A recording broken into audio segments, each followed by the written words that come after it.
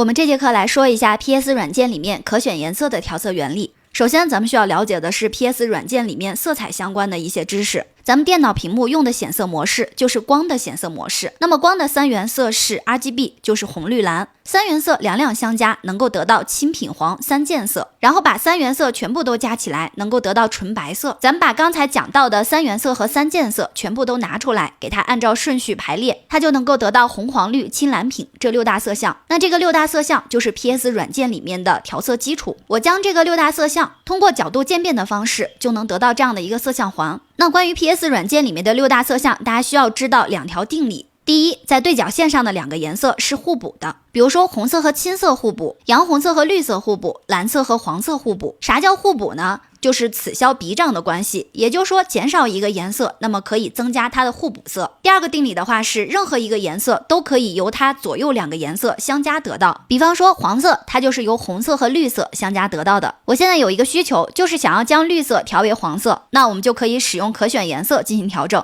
首先选中最顶层，单击图层面板下第4个图标调整图层，这个时候咱们选择可选颜色。大家看这里有一个颜色，那颜色就是你需要调整的目标颜色是谁。那我现在希望绿色转为黄色，所以我的目标颜色应该是绿色。大家再来思考，我现在希望的是绿色的色相朝黄色的色相偏移，那本质上原来的黄色就会往红色的色相偏移。黄色怎么才会朝着红色的色相偏移呢？就是给它增加红色就可以了。那现在就很好理解了，目标颜色是绿色，那我需要的是增加红色，但是你看一下下方的这个位置是没有红色的，它只有青品黄黑。那么大家还记得我们刚才的第一条定理吗？在对角线上的两个颜色是互补的，既然我们没有红色，但是有它的互补色青色，那么互补的话就是此消彼长的关系。我现在需要的是增加红色，我就可以通过减少青色来实现。青色的话向右是增加青色，那么向左就是减少青色增加红色。大家看我现在这个青色滑块向左去调整，调到头，那我们仔细观察一下刚才绿色的这个位置，它就会变成纯黄色了。这就是可选颜色调色命令的使用原理。那它是如何应用在人像后期里面的呢？比方说我现在的思路是需要将这个绿色的植物调得偏黄，有那种秋天的感觉。当然大家一定要注意的一个点是，我这个绿色它不是纯绿色，它不像我们刚才看到的这个绿，它是纯绿色，而且这里面不包含其他的色相。但是你看这张图的话，它的这个绿色是非常丰富的，可能这里面的话有红色分布，也有绿色分布，还有蓝色分布，但是肯定的是绿色是占了大头的。所以你在调节颜色的时候，你就不能只单单的调整绿色，你还需要调整黄色。好，一样的道理，咱们单击调整图层，选择可选颜色。我的目标颜色是绿色，所以我们单击这个下拉三角，选择的就是绿色。我希望的是绿色朝黄色偏，咱们刚才也说了，给它增加红色，但是没有红色就是减少青色，所以这个时候我们选中青色的滑块向左去调整，这样的话我们看它就有一点点黄了，但是这个效果不明显，因为它不是纯绿色。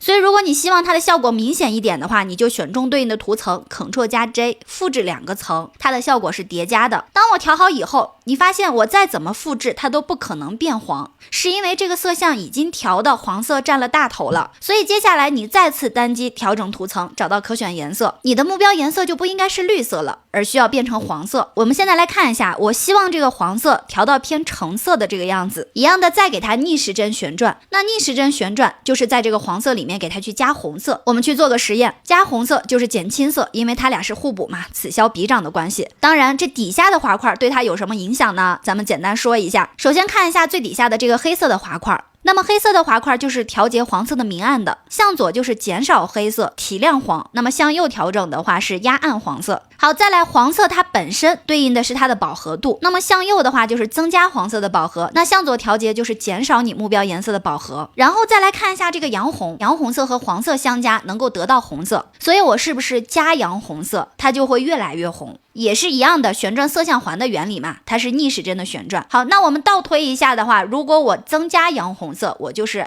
减少了绿色，减少了绿色也是一样的，它肯定也会偏红。所以不管你是正向思维还是逆向思维，得到的都是当你要加洋红色，它就会偏暖偏红，那么减洋红色呢，它就会稍微偏绿一点点。所以我现在减洋红让它偏绿一点，就能够得到比较通透的黄。咱们现在来看一下调整之前与调整之后，那这个叶子就调黄了。以上就是可选颜色的调色原理，你学会了吗？